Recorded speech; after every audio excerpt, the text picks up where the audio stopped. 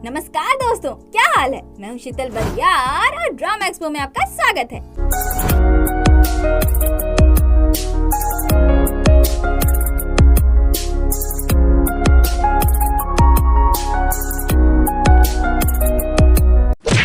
पहले कुछ बातें करके मैं आपको पका लेती हूँ, फिर कहानी पर आते हैं। ओके, सो आई नो कि इन दिनों मैं वीडियोस लाने में बहुत ही नहीं बल्कि बहुत ही ज्यादा वाला बहुत लेट कर रही हूँ।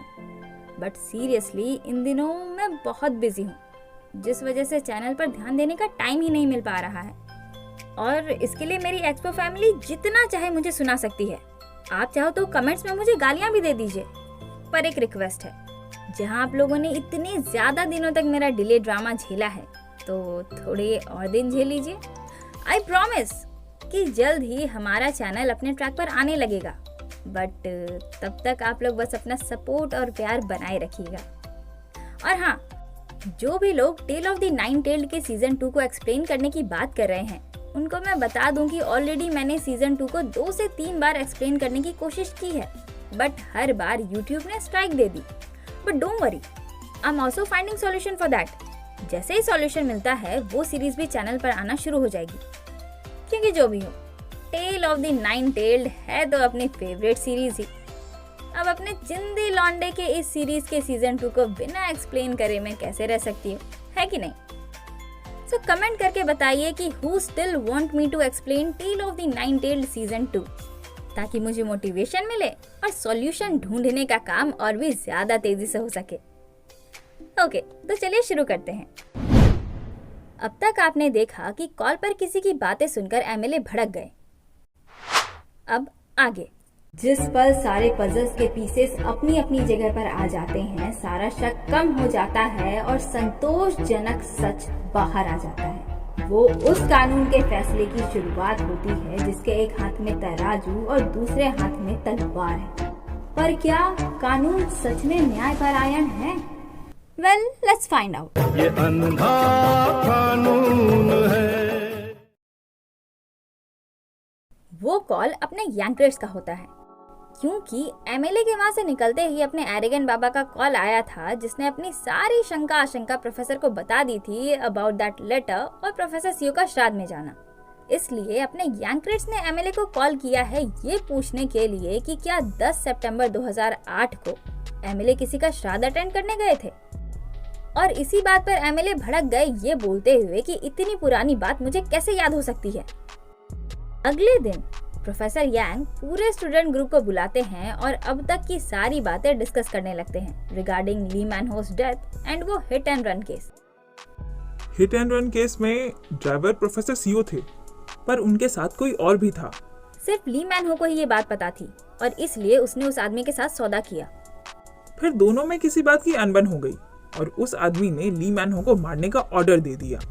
लेकिन ये सब तो हमारा अनुमान है, असली सबूत कहाँ है? चलो ढूंढते हैं। ओ तेरी, एक साथ। सॉरी। प्रोफेसर बोलते हैं, अगर कार में कोई और भी था तो वो हिट एंड रन केस अभी भी अनसॉल्व्ड है, उसे सॉल्व करो। इतना कहकर वो चले जाते हैं।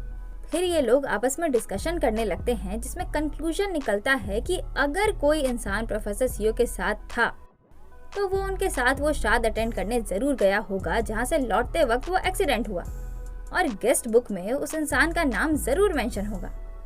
पर अब सवाल ये है कि आखिर प्रोफेसर सीओ श्राद्ध में गए किसके साथ थे?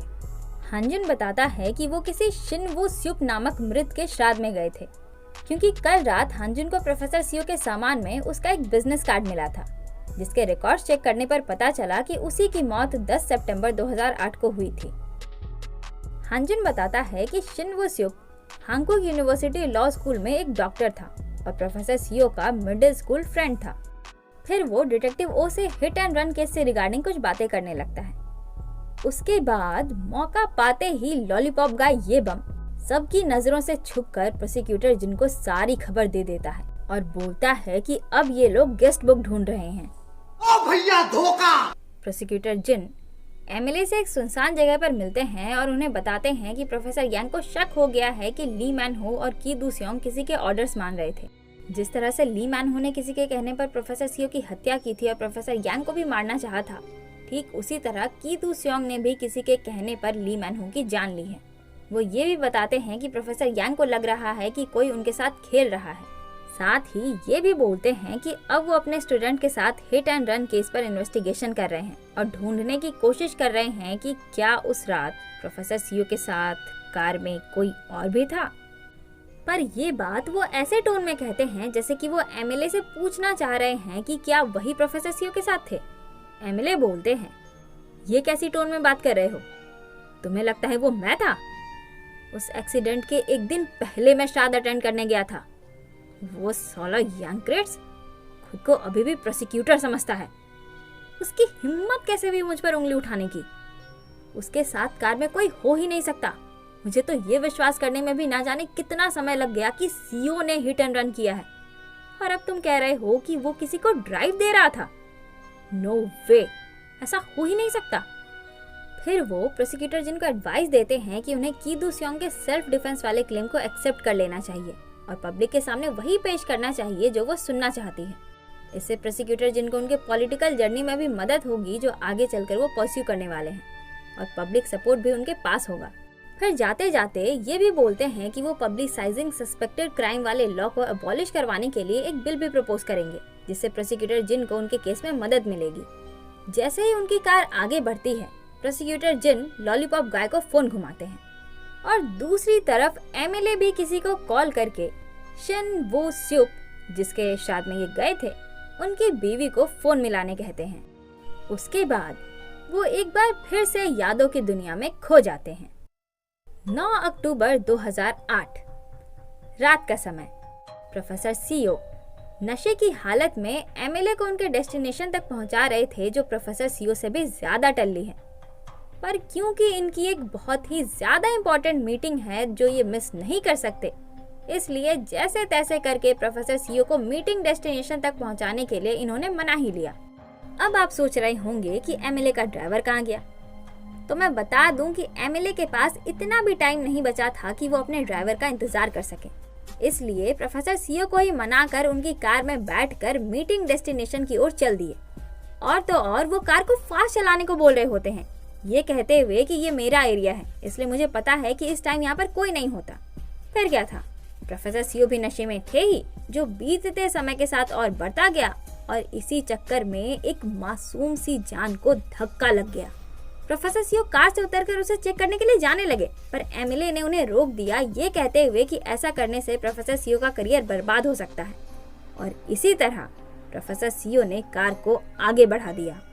एमएलए बताते हैं कि इस एरिया में रीडेवलपमेंट का काम हो रहा है, इसलिए अभी तक कहीं भी कैमरा इंस्टॉल नहीं हुआ है, तो चिंता करने की कोई जरूरत नहीं। पर प्रोफेसर सीओ का ज़मीर ये गलत काम करने की गवाही नहीं दे रहा था, इसलिए थोड़ा दूर जाने के बाद ही वो कार को फिर से रोकते हैं और पीछे लेने लगते हैं। एमएलए उन्हें रोकने लगते हैं ये बोलते हुए कि प्रोफेसर सीओ ने ड्रिंक एंड ड्राइव किया है, वो बच्चा मर गया होगा तो प्रोफेसर सीओ का करियर बर्बाद हो जाएगा। पर प्रोफेसर सीओ नहीं मान रहे होते हैं। अब जब उन पर करियर वाली बात काम नहीं कर रही तो एमएलए उन्हें उनके परिवार का वास्ता देने लगते हैं, जिसके बाद प्रोफेसर सीओ ब्लैंक हो जाते हैं। उनमें कुछ सोचने समझने की शक्ति ही नहीं बचती। फिर एमएलए कार से निकलते हैं और प्रोफेसर सीओ के साइड पर आकर बोलते हैं, अब मैं ड्राइव करूंगा, तुमने कुछ नहीं देखा, ठीक है? और इसी तरह कार मीटिंग डेस्टिनेशन की ओर चल देती है। इस बार एमएलए ड्राइवर की आवाज़ से अपनी यादों की दुनिया से बाहर आते हैं, जो पूछता है, सर आप अभी घर जाना चाहोगे? एमएलए बोलते हैं, नहीं, हॉस्पिटल ले चलो, योंगचन से मिलना है। उधर ये सियोल योंगचन से बातें कर रही होती है, जो उससे पूछ रही होती है कि क्या एमएलए के कहने पर योंगचन ने ये सियोल से कोर्ट में प्रोफेसर यांग के खिलाफ झूठा बयान दिलवाने की कोशिश करवाई थी। योंगचन इसका सीधा आंसर तो नहीं देता, पर अपने पापा के नाम पर उसे धमकाने की कोशिश करने लगता है, जिससे ये सियोल समझ जाती है कि योंगचन ने एमएलए के कहने पर ही उसे कोर्ट में झूठ बुलवाया था। फिर क्या था, she doesn't give a damn about his धमकियां और फोन काट देती है, और योंगचन सिर्फ चिल्लाता ही रह जाता है। अपने यांग्रेट्स जो दूर खड़े ये सब देख रहे थे, वो यीशुल का ये बदला और कॉन्फिडेंट रूप देखकर बहुत प्राउड होने लगते हैं। दूसरी तरफ डीन साहिबा मिस ओ बताती है कि डिसिप्लिनरी कमेटी ने अपना फाइनल डिसीजन दे दिया है, जो कि ये है कि उस अवार्ड से सोल्बी के एडमिशन पर कोई असर नहीं पड़ता, क्योंकि जैसा कि प्रोफेसर किम ने बताया था, वो अवार्ड किसी भी चांसलर, मेयर, गवर्नर या मिनिस्टर द्वारा नहीं दिया गया। प्लस वो अवार्ड सोल्बी को लॉ स्कूल में एडमिशन लेने से पहले ही मिला था। तो स्कूल ने डिसाइड किया है कि सोल्बी पर डिसिप्लिनरी एक्शंस नहीं लिया जाएगा। पर क्योंकि वाइस डीन इस चीज के लिए खुद को रिस्पॉन्सिबल मानकर रिजाइन करने पर तुले हुए हैं, इसलिए डीन साहिबा सोल्बी को उनसे बात करने को बोलती है। फिर क्या था, सोल्बी चल देती है अपने पापा के पास, जो इस वक्त जाने के लिए अपना सारा सामान समेट रहे होते हैं। तभी उनकी नजर उसी थीसिस पर पड़ती है जिसमें वो जज ओ जुन युप के एडवाइजर थे। उसे देखकर उन्हें पास्ट का एक मोमेंट याद आता है। उस वक्त पब्लिसाइजिंग सस्पेक्टेड क्राइम वाले कानून के अबॉलिशमेंट पर थीसिस लिखा ही जा रहा था, पब्लिश नहीं हुआ था। जो पढ़कर माँ ने पूछा कि Asian human rights dissertation contest में सोल्बी ये थीसिस सबमिट कर सकती है क्या, पर उन्होंने मना कर दिया। फिर क्या था, माँ का वही इमोशनल अत्याचार और ताना देने वाला मेलोड्रामा शुरू। तभी सोल्बी वहाँ आई जिसने कहा कि भूल जाओ माँ, वैसे भी मैं पापा की बातों पर एग्री नहीं करती, मुझे नहीं लगता कि वो कानून अनकॉन्स्टिट्यूशनल है। वो ये सब सोच ही रहे होते हैं कि तभी सोल्बी आती है जो उनके हाथ से बुक लेकर बोलती है, मैं सोच ही रही थी कि आपने ये पब्लिश क्यों नहीं किया, तो आपने ये अपने स्टूडेंट को यूज करने के लिए दिया था। जी हाँ, जज ओ जुन युप वाइस डीन के स्टूडेंट थे। एनीवेज, वाइस डीन कहते हैं नहीं, ओ जुन युप ने ये खुद लिखा है, मैं सिर्फ उसका एडवाइजर था। सोल्बी बोलती है मैं जीहू की मदद कर रही हूँ, मैं प्रूव करूंगी कि ये लॉ कॉन्स्टिट्यूशनल है। आप उनके एडवाइजर थे तो जाहिर है कि आप इसे अनकॉन्स्टिट्यूशनल ही कहेंगे। अगर मैं जीत गई तो सोचिएगा जरूर कि आपको रिजाइन करना ही क्यों है और अपने डिसीजन को रिकंसिडर कीजिएगा। बेटे मैं अगर आप जीते तो मैं भी वही करूंगी और सोचूंगी कि आपको रिजाइन क्यों करना पड़ा। दूसरी तरफ डिस्ट्रिक्ट प्रोसिक्यूटर्स ऑफिस में पता चलता है कि प्रोसिक्यूटर जिन का रिक्वेस्ट एक्सेप्ट हो गया है, जिससे ऑब्वियसली अपना serious guy is not happy. जाते जाते वो प्रोसिक्यूटर जिन से टकरा जाता है, जो उसके गुस्से को और हवा देने लगते हैं, ये बोलते हुए कि हो सकता है कि इस कानून को संविधान से हटाकर मैं एक नया इतिहास रच दूं। फिर क्या था, दोनों में बहस होने लगती है और अंत में जीहू बोलता है एक नया इतिहास, हाँ वो तो आप जरूर रचोगे, मैं आपको वो पहला प्रोसिक्यूटर बनाऊंगा जिसको पब्लिसाइजिंग सस्पेक्टेड क्राइम के लिए सजा मिलेगी। तीसरी तरफ पुलिस स्टेशन में दोनों डिटेक्टिव्स अपने दोनों धुरंधरों को बताते हैं कि गेस्ट बुक मिसिंग है और शिनवू स्युप की पत्नी का कहना है कि प्रोफेसर सीओ और एमएलए सेम डे पर फ्यूनरल अटेंड करने नहीं गए थे, बल्कि एमएलए प्रोफेसर सीओ से एक दिन पहले गए थे। हालांकि प्रोफेसर सीओ के 3 फ्रेंड्स जो मिडिल स्कूल में प्रोफेसर सीओ और शिनवू स्युप के साथ ही पढ़ते थे, उनके बयान डाउटफुल लग रहे हैं। 2 लोगों का तो कहना है कि उस दिन उन दोनों ने सिर्फ प्रोफेसर सीओ को ही देखा था, पर एक का कहना है कि प्रोफेसर सीओ और एमएलए उस दिन साथ में बैठकर ड्रिंक कर रहे थे। बट प्रॉब्लम ये है कि उस इंसान को अल्जाइमर है, यानी कि भूलने की बीमारी, तो उसका बयान वैलिड नहीं है। लेकिन वो बाकी 2 लोग जिनका कहना है कि उस दिन सिर्फ प्रोफेसर सीओ ही श्राद्ध में गए थे, वो दोनों पूरे यकीन के साथ कह रहे हैं कि एमएलए ने प्रोफेसर सीओ के एक दिन पहले ही श्राद्ध अटेंड किया था। इसलिए हमारे डिटेक्टिव्स को शक हो रहा है, बिकॉज इतनी पुरानी बात किसी को इतने अच्छे से कैसे याद हो सकती है। इस पर हांजिन बोलता है जरूर उस एमएलए ने उन दोनों से पहले ही कांटेक्ट कर लिया होगा। ये सुनकर डिटेक्टिव ओ बोलते हैं अगर ऐसा है तो इसका मतलब एमएलए को सारी खबर थी कि हम क्या कर रहे थे। एंड नाउ ये लोग परेशान कि इनके बीच कौन विभीषण बना बैठा है जो सारी खबर दुश्मन तक पहुंचाकर इनकी लंका लगा रहा है। चौथी तरफ अपने ये सियोल वकील पाक के पास जाकर योंगचन के अगेंस्ट कंप्लेन फाइल कर देती है। दैट मीन्स अब अपनी ये सियोल योंगचन पर केस कर रही है। हम मालूम है तेरे बाप को मत सिखा, चल। इसने योंगचन पर 3 चार्जेस लगाए हैं, बॉडीली हार्म, सेक्सुअल असॉल्ट और अनलॉफुल सर्वेलेंस। साथ ही एमएलए ने कोर्ट में जो इसे झूठ बुलवाने की कोशिश की थी, उस बात के लिए ये एमएलए पर भी चार्जेस लगाती है, जो सुनकर वकील पाक की सट्टी पिट्टी गुल। एमएलए पर भी ऐसा करना जरूरी है क्या? यस। अपने यांग क्रेट्स और स्वीटू साथ में खाते हुए बातें कर रहे होते हैं, जहाँ स्वीटू बोलता है, मैंने तो सुना था कि आप अपने स्टूडेंट्स के साथ कभी नहीं खाते। इस पर प्रोफेसर यांग बोलते हैं, तो आज से तुम मेरे स्टूडेंट कहाँ रहे? ये सुनकर स्वीटू थोड़ा उदास हो जाता है और पता चलता है कि आज से ही उसे परमानेंटली एक्सक्लूड कर दिया गया है, यानी कि अब ये किसी भी लॉ स्कूल में एडमिशन नहीं ले पाएगा। ठीक है, समझ गया। तभी प्रोफेसर किम वहाँ आती है, जो सोंगजे को स्पेशल डिफेंस काउंसिल वाला रिक्वेस्ट एप्लीकेशन देकर बोलती है कि तुम्हें भी प्रोफेसर यांग की मदद लेनी चाहिए। पर प्रोफेसर यांग सोंगजे की हेल्प नहीं कर सकते, क्योंकि प्रोसिक्यूटर जिन ने इन्हें अपना विटनेस बनने को कहा है। वो सोंगजे से कहते हैं, विटनेस एग्जामिनेशन के लिए तैयार रहना। तुम्हारे पूछे गए क्वेश्चन पर ही डिपेंड करेगा कि मेरे जवाब तुम्हारे लिए हेल्पफुल होंगे या फिर तुम्हारे अगेंस्ट। ये सुनकर पहले से परेशान सोंगजे और भी ज्यादा टेंशन में आ जाता है। इधर स्टडी ग्रुप के सभी लोग नूडल्स खाते हुए सोंगजे को ही याद कर रहे होते हैं, बिकॉज ये नूडल्स की ट्रीट उसी ने दी है। सोंगजे अब इनके साथ नहीं पढ़ेगा, इस बात से अपना हेडबैंड बॉय बोगी बहुत उदास होता है।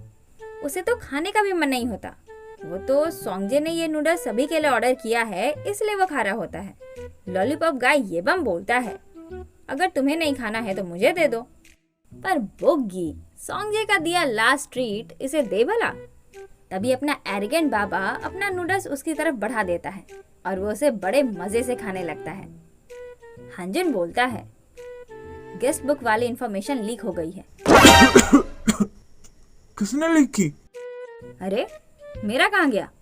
तुम लोग मेरा तो नहीं ठूस गए ना? अरे नको रे। तो क्या चल रहा है? हमारे बीच एक विभीषण है। विभीषण? देखो, जो भी हो कन्फेस कर दो, हमारा टाइम वेस्ट मत करो। कन्फेस? Come on. अगर वो इंसान अभी भी हमारे साइड हो जाता है तो उसकी जरूरत नहीं पड़ेगी, हम सब लोग मिलकर साथ में लड़ेंगे। इनकी बातें सुनकर अपने लॉलीपॉप गाय की बहुत फटने लगती है। तब भी उसका फोन वाइब्रेट करने लगता है, जिसमें कॉलर का नाम देखकर उसकी पूरी फट जाती है। अब तो आप समझ ही गए होंगे कि किसका कॉल आया है। एग्जैक्टली, प्रोसिक्यूटर जिन का। वो झट से कॉल काट देता है। तभी सोल्बी बोलती है, अगर गेस्ट बुक में सेम ही डेट पर उन दोनों के साइन मिल भी जाए, फिर भी इससे ये प्रूफ नहीं होगा कि उस दिन दोनों कार में भी साथ में थे। ये साबित तब ही हो सकता है जब किसी ने उन दोनों को कार में साथ में जाते हुए देखा होगा। पुलिस इस काम पर लगी हुई है। कार की डैश कैम फुटेज एक सॉलिड एविडेंस हो सकती है। इसी वजह से प्रोफेसर सीओ ने उस फुटेज को बहुत पहले ही डिस्ट्रॉय कर दिया होगा। अगर उनकी जगह पर मैं होता तो मैं सबसे पहले यही करता। मैंने कहा था ना सॉस इस पर मत डालना। सिर्फ तुम्हें ही ऐसे खाना पसंद है। मुझे भी पसंद है। मैं हम दोनों के लिए इस वाले में डाल देती हूँ। बेटा, मन में लड्डू फूटा।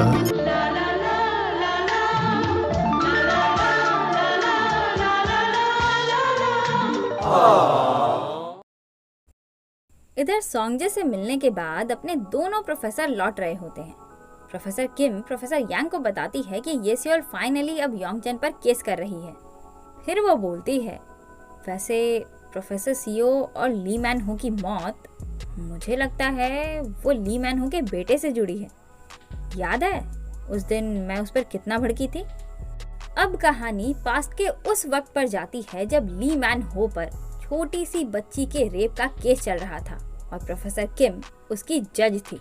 जहां पता चलता है कि जब ली मैन हो उस छोटी सी बच्ची के साथ उस घिनौने क्राइम को अंजाम दे रहा था, उस वक्त उसके बेटे का कॉल आया था। इसलिए जज किम गुस्से से कहती है, जब तुम्हारे बेटे ने तुमसे पूछा कि तुम क्या कर रहे हो, उसी वक्त तुम्हें अपने उस घिनौने अपराध को रोक देना चाहिए था। पर ली मैन हो पर इन सब बातों का कोई असर ही नहीं पड़ रहा होता। अपने घिनौने क्राइम के लिए गिल्ट तो बहुत दूर की बात है, उल्टा वो चेहरे पर मुस्कान लिए बैठा था। प्रेजेंट में प्रोफेसर किम बोलती है, मैं तो विश्वास ही नहीं कर पा रही थी कि अपने बेटे से फोन पर बात करने के बाद भी वो वैसा कैसे कर सकता है। तभी जेम्स का कॉल आता है और आज प्रोफेसर किम प्रोफेसर यांग से उसे इंट्रोड्यूस करवाती है, जिसे देखकर प्रोफेसर यांग तुरंत पहचान जाते हैं कि ये तो ली मैन हो का वही बेटा है जिसकी फोटो हंजुन ने दिखाई थी। अब इनका दिमाग खराब। जेम्स से बात करने के बाद प्रोफेसर किम उन्हें बताती है कि एमएलए ने ही ली मैन हो के बेटे को यूएस भेजा था। दूसरी तरफ एमएलए, लॉ स्कूल प्रेसिडेंट और प्रोफेसर जुंग आपस में मिलते हैं। प्रोफेसर जुंग कौन? अरे वही प्रोफेसर जो अपने यांग क्रेड्स की जगह लेना चाहते हैं। अरे जो प्रोफेसर यांग के डिसमिशल के दौरान उनका सब्जेक्ट स्टूडेंट्स को पढ़ा रहे थे। हाँ, तो एमएलए ने ही इन दोनों को यहाँ बुलाया है। वो प्रोफेसर जुंग को अपने स्टडी ग्रुप के सभी धुरंधरों का डिटेल्स थमाते हैं और उन्हें सबक सिखाने को बोलते हैं। Cause why not? उन सबके पर्सनल वाले पचड़े में बिजी रखेंगे तभी तो वो लोग प्रोफेसर सीओ के केस से डिस्ट्रैक्ट हो पाएंगे ना। प्रोफेसर जुंग बोलते हैं, लेकिन डीन साहिबा इन सबको लेकर बहुत प्रोटेक्टिव है। इस पर एमएलए बोलते हैं, उनका कार्यकाल तो अब बस 2 साल का ही बचा है। असली पावर प्रेसिडेंट के हाथ में है और वो तो हमारे साथ ही हैं। इस बात पर स्कूल प्रेसिडेंट भी प्रोफेसर जुंग को गुड लक करते हैं। इधर अपने धुरंधर अभी भी डिस्कशन ही कर रहे होते हैं, जिसमें एमएलए की ही बातें हो रही होती हैं। Cause as you know, hit and run case में प्रोफेसर सीओ के साथ वाला आदमी एमएलए ही था। साथ ही इनके पर्सनल मैटर्स में भी सबकी सुई एमएलए को युंग सू पर ही आकर अटक रही है। येसियल बुग्गी को बताती है कि योंगचन पर केस करने के साथ साथ वो कोर्ट में झूठ बुलवाने के लिए एमएलए को युंग सू पर भी चार्जेस लगा रही है। जीहू, जो डिस्कशन के साथ साथ अपने केस पर भी थिंकिंग कर रहा है, वो इस कंक्लूजन पर आता है कि इसके पिता की मौत का मेन रीजन को युंग सू ही है, क्योंकि राइवल कंपनी को ऊपर उठाने के लिए एमएलए को युंग सू के कहने पर ही प्रोसिक्यूटर जिन ने इंफॉर्मेशन लीक करी। और सोले, जो केस पर डिस्कशन करने के साथ साथ अपनी बहन कांगदान का लेटर भी पढ़ रही है, उसका भी तो गुनहगार को युंग सू ही है। दूसरी तरफ अपने यांग क्रेड्स घर आते हैं और घर के बड़े से दीवार पर लगा पर्दा हटाते हैं, जहां पता चलता है कि ये भी बहुत ही लंबे समय से बहुत गहरी इन्वेस्टिगेशन में लगे हुए हैं। वो कंक्लूड करना शुरू करते हैं। कांगदान ने को युंग सू के इलेक्शन लॉ वॉयलेशन को रिपोर्ट किया तो उसने सीओ से वो सब रफा दफा करवा लिया। अपने हेड सपोर्टर से फंड्स लेने के लिए कोर्ट का फैसला आने से पहले ही जीहू के पापा की इंफॉर्मेशन जिन से लीक करवा दी। ली मैन हो को सीओ की जान लेने का ऑर्डर दिया और योंगचन से येसियल को कोर्ट में झूठ बुलवाने को कहा और उसी ने कीदू स्योंग को भी ली मैन हो की जान लेने का ऑर्डर दिया। मतलब बेसिकली इनकी भी सारी सुई एमएलए को युंग सू पर ही आकर अटक रही है। मतलब सबकी लाइफ का एक ही पिशाच है, ये को युंग सू। पर ये समझ नहीं आ रहा कि इस को युंग सू नामक भूत को कैसे भगाया जाए। ये लोग भी डिस्कशन करके माथा खपा लेते हैं, पर किसी को कुछ भी समझ नहीं आ रहा होता कि उस कमीने एमएलए को युंग सू को कैसे जाल में फंसाए। तभी सोले बोलती है, मेरे पास एक रास्ता है। और वो रास्ता क्या है वो जानने के लिए चलिए अगले दिन में, जहां असिस्टेंट एमएलए को युंग सू को एक वीडियो दिखाता है। वेल, अपने सभी धुरंधरों ने ऑनलाइन आकर को युंग सू की सारी पोल खोल दी है। सबसे पहले अपनी क्लमजी, जिसने अपनी बहन कांगदान का लिखा पत्र जो उसने प्रोफेसर यांग को लिखा था वो सबको दिखाते हुए एमएलए की पोल खोल करती है। फिर अपना सीरियस गाय अपने पापा के साथ हुई सारी नाइंसाफी जग जाहिर करता है। उसके बाद अपना arrogant Baba hit and run case के बारे में बताकर प्रोफेसर सीओ के सुसाइड नोट में लिखा हिंट दिखाकर एमएलए को युंग सू की खटिया खड़ी करता है।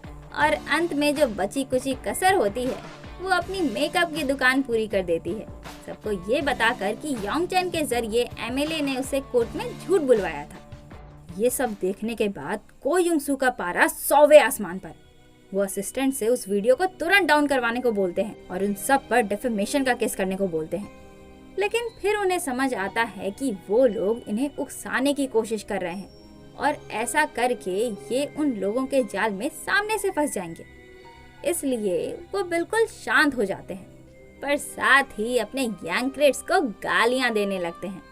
कॉज अपने धुरंधर है तो प्रोफेसर यांग के स्टूडेंट्स और उन्हीं के टीचिंग्स के सहारे इतनी होनहारी जो दिखा रहे हैं। दूसरी तरफ प्रोसिक्यूटर जिन के केस की कॉन्स्टिट्यूशनल रिव्यू की हियरिंग शुरू हो जाती है। स्टडी ग्रुप के अपने सारे धुरंधर कोर्ट पहुंच चुके होते हैं, जो सोल्बी के लिए थोड़ा परेशान होते हैं, क्योंकि आज प्रोसिक्यूटर जिन के अगेंस्ट सोल्बी बैठी है। जो पब्लिसाइजिंग सस्पेक्टेड क्राइम वाले लॉ का सपोर्ट कर रही है, पर इसके पापा जो इस लॉ के अगेंस्ट है वो प्रोसिक्यूटर जिन के विटनेस बनकर आने वाले हैं। इसलिए सारे धुरंधर इस बात से परेशान हो रहे हैं कि आज एक बेटी को अपने बाप से टकराना होगा। तभी एंट्री होती है अपने यांक्रेट्स की, जो प्रोसिक्यूटर जिन के बगल में रखे विटनेस सीट पर जाकर बैठ जाते हैं, जो देखकर सब लोग हैरान, सब लोग कंफ्यूज होने लगते हैं कि प्रोफेसर यांग वहाँ क्यों बैठ गए, वो प्रोसिक्यूटर जिन को सपोर्ट कर रहे हैं। पर अपना जीहू बहुत गुस्से में होता है क्योंकि ये बात सच है, प्रोफेसर यांग प्रोसिक्यूटर जिन को ही सपोर्ट कर रहे हैं। एक्चुअली जब प्रोसिक्यूटर जिन वाइस डीन को अपना विटनेस बनाने के लिए उनके पास गए थे, तब उन्होंने उनके साथ आने से मना कर दिया था, ये बोलकर कि वो रिजाइन कर रहे हैं, इसलिए जब हियरिंग होगी तब वो अपने पोजीशन से हट चुके होंगे, सो ही कांट सपोर्ट हिम। तो प्रोसिक्यूटर जिन ने कहा, तो क्या आप किसी को रिकमेंड कर सकते हैं जो मेरे ओपिनियन को सपोर्ट करता हो। इस पर उन्होंने प्रोसिक्यूटर जिन को अपने यांक्रेट्स के पास भेज दिया, क्योंकि प्रोफेसर यांग भी पब्लिसाइजिंग सस्पेक्टेड क्राइम वाले लॉ को अनकॉन्स्टिट्यूशनल मानते हैं। तुमने उस लॉ के लिए मुझ पर चार्जेस लगाए थे जिसे तुम अनकॉन्स्टिट्यूशनल मानते हो। अगर उस वक्त ही तुम पर ट्रायल शुरू हो जाता तो उसी वक्त तुम कॉन्स्टिट्यूशनल रिव्यू की रिक्वेस्ट कर देते और अब तक तो शायद फैसला आ भी चुका होता। प्रेजेंट में प्रोसिक्यूटर जिन कोर्ट में अपना स्टेटमेंट दे रहे होते हैं और अपने सारे धुरंधर यांक्रेट्स को घूर रहे होते हैं। पार्टी बदल लिया साला। प्रोसिक्यूटर जिन के बाद प्रोफेसर यांग अपना स्टेटमेंट शुरू करते हैं। ये लॉ कॉन्स्टिट्यूशन में है तो, पर आज तक इस लॉ को वायलेट करने के लिए किसी को भी पनिश नहीं किया गया है। इसका मतलब है कि ये लॉ डेड हो चुका है। इस मरे हुए लॉ को रिवाइव करने के नाम पर हम सिर्फ अपनी एनर्जी वेस्ट कर रहे हैं।